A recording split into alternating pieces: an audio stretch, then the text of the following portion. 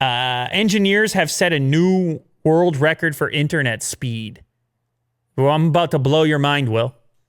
This is you dream of this internet speed when it comes to uploading later clips. Yeah. You dream you had this speed right here.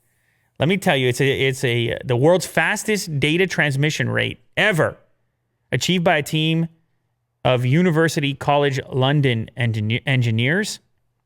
They were able to transmit data at a rate of 178 terabits a second. That is 178 million megabits a second. Come on, Will. Get it together. That's too much to handle. What are we doing here?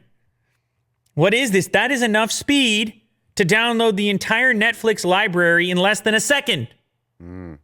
How does that make you feel? This gives me a lot of fear that this is could be a simulation. Whoa. If you're able to process that much speed, then maybe it's just... Wow, this threw Willie Doo for a loop. Willie Doo's going to be up all night right now. This speed is too much. Well, it's interesting you say that because it does become a strangely philosophical conversation because apparently this speed is close to what has been speculated, the theoretical maximum for data transmission. This speed is close to the theoretical limit of data transmission set out by American mathematician Claude Shannon in 1949. Oh, so they maxed it out. There's I guess there's some sort of a theoretical max. It's really interesting, highly technical stuff. The record, which is double the capacity of any system currently deployed in the world, was achieved by transmitting data through a much wider range of colors of light or wavelengths than is typically used in optical fiber. And apparently, because it's just a different range of colors and wavelengths, they could go in there and modify currently existing fiber networks to operate at this speed. There would be a cost associated with it, but apparently it's similar tech, which is kind of wild. Yeah, when is it coming? I don't think it's coming anytime soon. The benefit of this technique is that it can be deployed on already existing infrastructure, and by upgrading the amplifiers that are located on optical fiber routes at 40 to 100 kilometer intervals.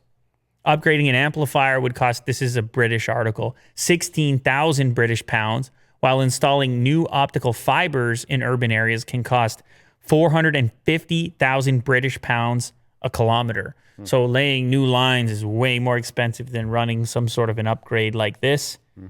I mean, this is wild stuff. You're right. It makes you think. It messes with your brain a little bit. I believe there's actually another example that they gave here. Where was it? You can download.